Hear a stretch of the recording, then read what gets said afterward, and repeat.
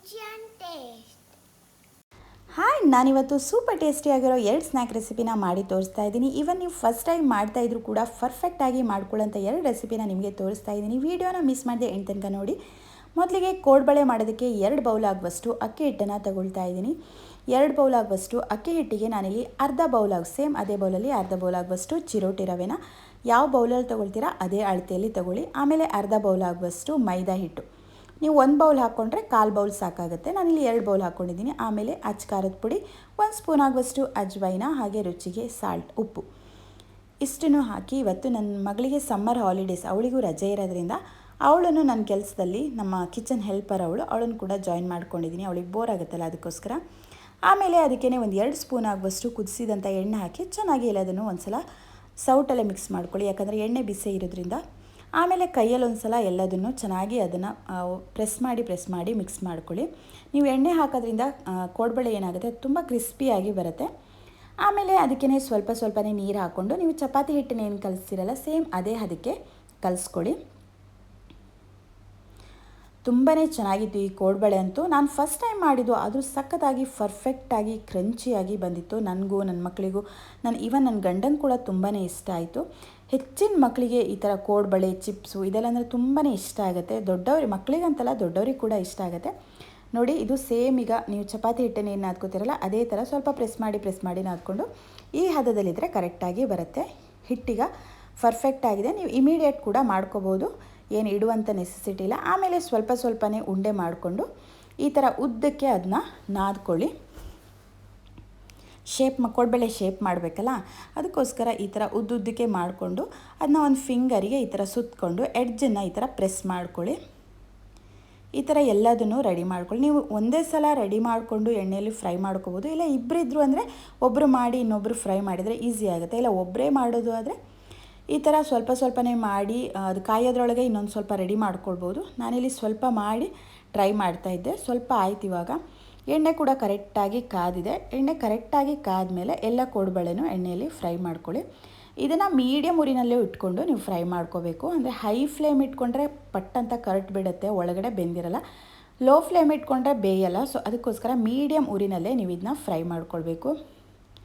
ಕರೆಕ್ಟಾಗಿ ಫ್ರೈ ಮಾಡಿಕೊಂಡ್ರೆ ಮಾತ್ರ ಕ್ರಂಚಿ ಆಗಿ ಬರುತ್ತೆ, ಇಲ್ಲ ಅಂದರೆ ಮೆತ್ತಗೆ ಆಗಿಬಿಡುತ್ತೆ. ಅದಕ್ಕೋಸ್ಕರ ನೋಡಿ, ಅದು ಬಬಲ್ಸ್ ಏನಿದೆ ಅದು ಕರೆಕ್ಟಾಗಿ ಸ್ಟಾಪ್ ಆದಮೇಲೆ ನೀವು ಎಣ್ಣೆಯಿಂದ ಎತ್ಕೊಂಡ್ರೆ ಕ್ರಂಚಿಯಾಗಿ ಬರುತ್ತೆ. ನೋಡಿ, ಬಬಲ್ಸ್ ಆಲ್ಮೋಸ್ಟ್ ಸ್ಟಾಪ್ ಆಗಿದೆ. ಇವಾಗ ಎಣ್ಣೆಯಿಂದ ಎತ್ತಿ ಇಟ್ಕೊಳ್ತಾ ಇದ್ದೀನಿ. ನೋಡಿ ಎಷ್ಟು ಚೆನ್ನಾಗಿ ಕಾಣ್ತಾ ಇದೆ ಅಂತ. ಟೇಸ್ಟು ಅಷ್ಟೇ ತುಂಬಾ ಚೆನ್ನಾಗಿತ್ತು. ನನ್ನ ಮಗಳಿಗಂತೂ ತುಂಬಾ ಇಷ್ಟ ಆಯಿತು. ಅದೇ ಥರ ಎಲ್ಲದನ್ನು ಎಣ್ಣೆಯಲ್ಲಿ ಫ್ರೈ ಮಾಡ್ಕೊಳ್ಳಿ.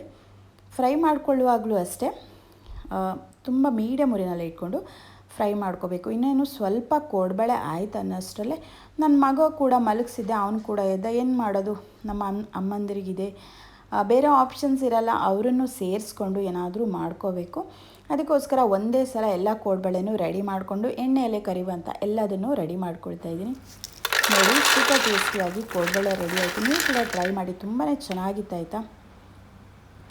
ಆಮೇಲೆ ನೆಕ್ಸ್ಟ್ ಡೇ ಮಾಡಿದ್ದಿದ್ದು ಚಿಪ್ಸು. ನನ್ನ ಮಗಳಿಗೆ ಚಿಪ್ಸ್ ಅಂದರೆ ತುಂಬಾ ಇಷ್ಟ. ನೀವೇ ಯೋಚನೆ ಮಾಡಿ, ಆ ಪ್ಯಾಕೆಟ್ ಚಿಪ್ಸ್ ಎಲ್ಲ 6 ಮಂತ್ 1 ಇಯರ್ ವ್ಯಾಲಿಡಿಟಿ ಇರುತ್ತೆ.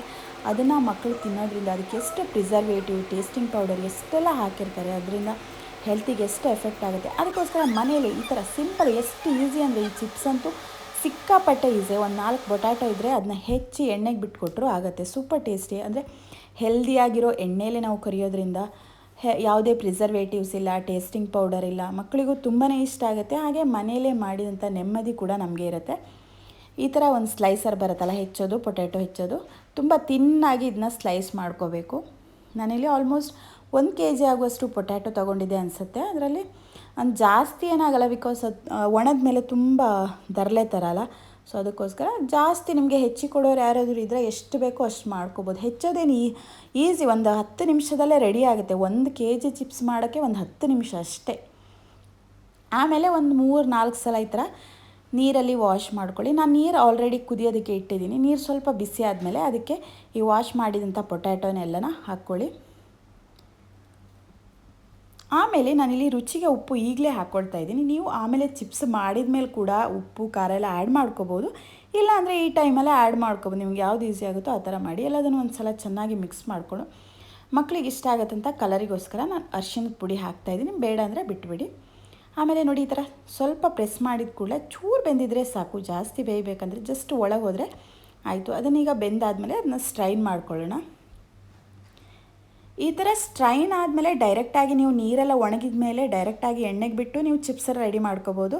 ಇಲ್ಲ ನಾವು ಸ್ವಲ್ಪ ದಿವಸ ಸ್ಟೋರ್ ಮಾಡಿ ಇಡ್ತೀವಿ ಅನ್ನೋದಾದರೆ ಈ ಥರ ಒಂದು ಕಾಟನ್ ಬಟ್ಟೆ ಹಾಸ್ಕೊಂಡು ಎಲ್ಲದನ್ನು ಚೆನ್ನಾಗಿ ಒಣಗಿಸಿ ಅದು ಫುಲ್ಲಿ ಡ್ರೈ ಆಗುತ್ತೆ.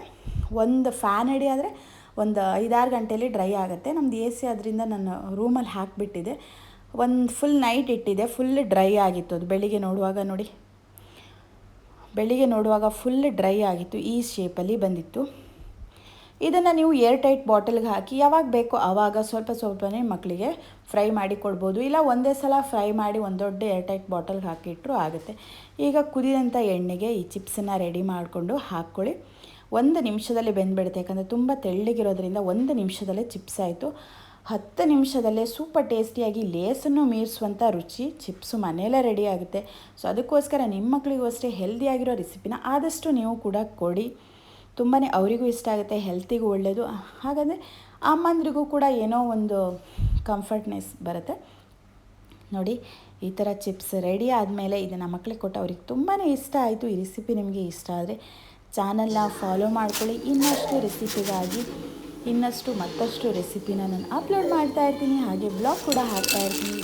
ನನ್ನ ಚಾನಲ್ ನಿಮಗೆ ಇಷ್ಟ ಆಗುತ್ತೆ ಅಂತ ಅಂದ್ಕೊಂಡಿದ್ದೀನಿ. Thanks for watching. See you on next video. Share, like and subscribe.